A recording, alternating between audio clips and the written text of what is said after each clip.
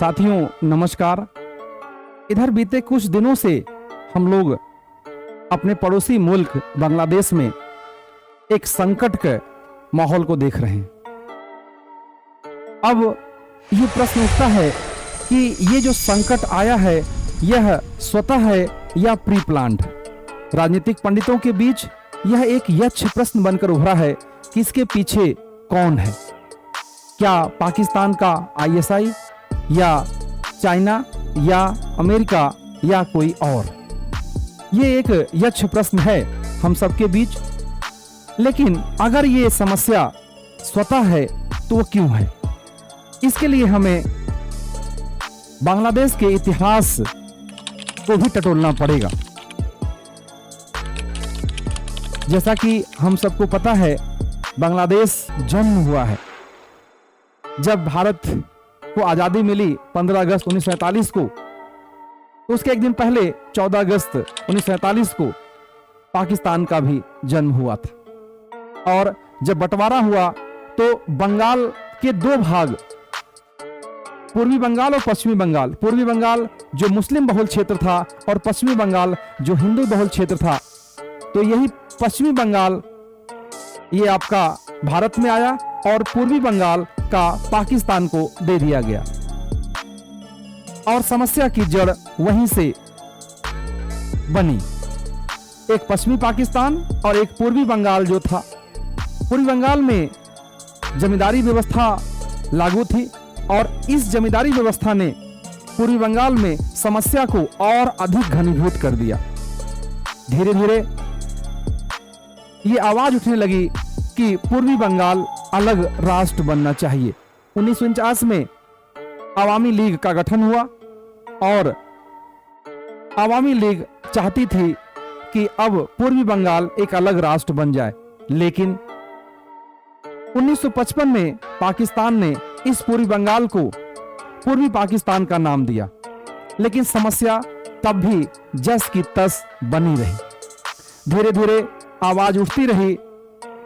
लेकिन पश्चिमी पाकिस्तान, जिसको हम लोग पाकिस्तान समझ रहे हैं, इस समस्या को दबाता रहा लेकिन उसकी जड़ में नहीं जा पाए।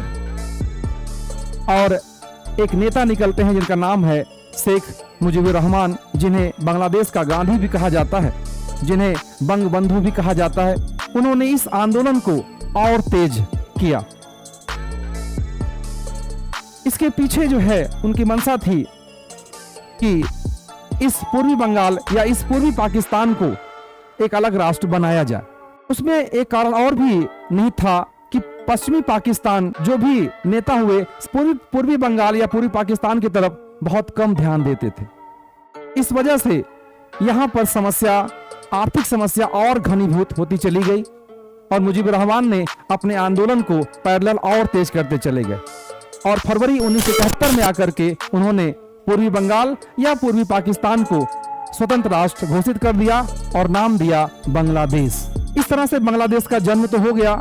लेकिन उन्हीं के कुछ लोगों ने 15 अगस्त 1975 को उनके पूरे परिवार को उनके ही आवास में ढाका में मार दिया। सौभाग्य से इनकी दो बेटियां, जिसमें आप एक नाम जानते हैं शेख हसीना, उस समय जर्मनी में थी और वो दोनों बच गईं। और भारत ने बांग्लादेश के निर्माण में बहुत ही अहम भूमिका निभाई थी और शेख मुजीबुर रहमान का पूरा समर्थन दिया था। और अंततः 16 दिसंबर 1971 में पाकिस्तान के सैन्य प्रमुख ने हस्ताक्षर कर दिया था और इस तरह से बांग्लादेश का जन्म हुआ था। तो भारत ने बांग्लादेश के जन्म में पूरा सहयोग दिया था। मुजीबुर रहमान की मृत्यु के बाद बांग्लादेश में एक बार फिर से तनाव का माहौल पैदा हुआ। उसके बाद 24 अगस्त 1975 को उनकी पुत्री शेख हसीना भारत आती हैं और इतने गर्म माहौल में वो बांग्लादेश नहीं जाती हैं और 6 वर्ष भारत में रहती हैं। परिस्थितियां बदली। 1981 में वो बांग्लादेश जाती हैं और 1986 में चुनाव लड़ती हैं। और चुनाव जब लड़ती हैं अवामी लीग की तरफ से, तो वो विपक्ष की नेता चुनी जाती है। धीरे धीरे परिस्थितियां उनके अनुकूल होने लगी और 1996 में पहली बार शेख हसीना बांग्लादेश की प्रधानमंत्री बनती है। लेकिन उसके बाद परिस्थितियां फिर बदली और 2001 से लेकर 2009 तक वह फिर एक बार प्रतिपक्ष के नेता के रूप में दिखाई पड़ती है। और 2009 में वो फिर से प्रधानमंत्री बनती हैं और लगातार 5 अगस्त 2024 तक वह प्रधानमंत्री के पद पर बनी रहती है। अब प्रश्न उठता है कि ऐसा क्या हुआ, ऐसा क्यों हुआ, इसके पीछे क्या कारण है।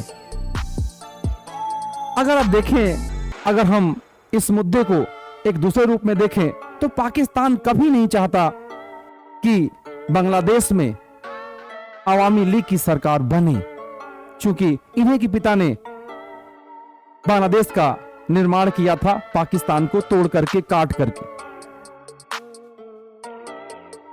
तो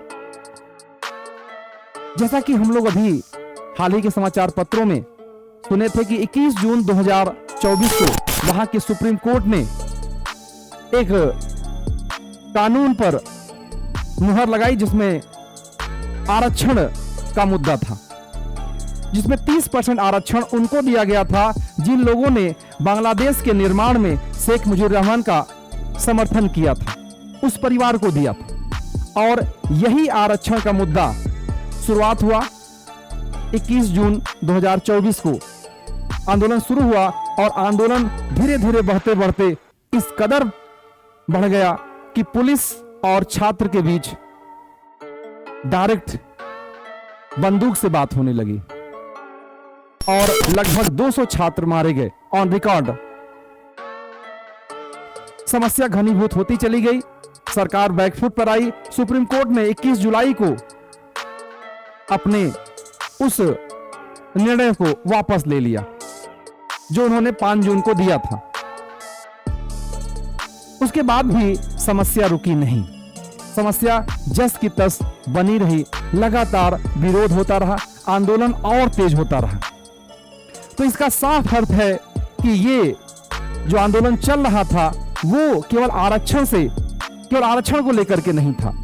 इसका साफ अर्थ है कि उसके पीछे पूरी प्री प्लानिंग चल रही थी। आंदोलन रुका नहीं और फिर 5 अगस्त 2024 को दोपहर में शेख हसीना को एट मोमेंट वहां से अपना 3 बैग लेकर के भागना पड़ता है और एक बार फिर से भारत उनके लिए सहारा बनता है। सिर्फ 2 महीने में इतना बड़ा घटनाक्रम। और आपने देखा होगा कि वहां के जो जिन्हें बंगबंधु कहा जाता है, वहां का गांधी कह सकते हैं, उनकी मूर्ति को तोड़ते हुए। इसका साफ अर्थ है कि इतना बड़ा आंदोलन सिर्फ केवल उस आरक्षण के मुद्दे पर, और उसको वापस भी ले लिया गया था। अब प्रश्न उठता है कि इसका कारण क्या है, इसमें कौन से तत्व ज्यादा महत्वपूर्ण है? क्या शेख हसीना की नीतियां या अन्य देशों का हस्तक्षेप? अगर हम देखें तो हम भारत के दृष्टिकोण से अगर बात करें तो भारत इस समय एक उभरता हुआ राष्ट्र है। इस बात को अमेरिका भी मानता है, इस बात को चाइना भी मानता है, इस बात को रसिया भी मानता है। और हम अगर देखें तो भारत के आसपास जितने भी देश हैं, अफगानिस्तान, पाकिस्तान, श्रीलंका, मालदीव, नेपाल और अब बांग्लादेश, सब जगह एक तनाव का माहौल है। इसके पीछे यह भी एक मंशा है कि भारत को उभरने न दिया जाए, भारत को ऐसे भी कंट्रोल किया जाए। क्या यह भी एक रीजन है? हो सकता है, यह प्रश्न हो सकता है कि भारत को ऐसे भी, देखिए पाकिस्तान खाने के लिए नहीं है लेकिन लड़ने के लिए तैयार रहता है। इसका साफ अर्थ है कि कहीं न कहीं इसे पूरा सपोर्ट मिलता है, प्री प्लान्ड है वो। ये भी एक एंगल हो सकता है कि भारत को उलझाए रखा जाए। क्योंकि चाइना कभी नहीं चाहेगा कि भारत एशिया में सुपर पावर बने। अमेरिका कभी नहीं चाहेगा कि भारत रसिया के साथ संबंध उसके मजबूत हो। तो अब जो है प्रश्न यह है कि क्या शेख हसीना की नीतियां इतनी गड़बड़ थी, इतनी खराब थी कि मात्र 2 महीने में सिर्फ एक मुद्दे को लेकर के इतना बड़ा कदम वहां की जनता ने उठा लिया? कुछ जरूर ऐसा कदम उठाया उन्होंने, हम पूरा तो नहीं कह सकते हैं। अगर हम बात करें चुनाव की, जो उनका थर्ड लगातार तीसरा अटेम्प्ट था, वहां का एक नियम है कि जब चुनाव होना होता है तो विपक्ष को भी साथ लिया जाता है। इस बार शेख हसीना जी ने ऐसा बिल्कुल नहीं किया था और फुल मेजॉरिटी में चुनाव जीता उन्होंने।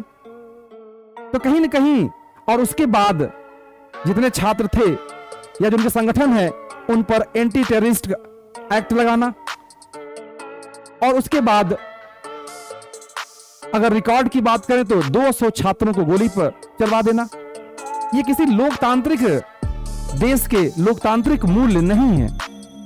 कहीं न कहीं इसमें शेख हसीना की ये जो नीतियां थी वो भी कारण बनी होगी। क्या रियल रीजन क्या है ये तो अभी भविष्य के अधर में है, लेकिन इतना तो साफ है, अवामी लीग की नीतियां या भारत को कंट्रोल करना। इस मुद्दे पर हम लोग नेक्स्ट वीडियो में चर्चा करेंगे और चाहेंगे कि आप लोग भी अपनी राय कमेंट बॉक्स में कमेंट करके जरूर दें। बहुत बहुत धन्यवाद। जय हिंद, जय भारत।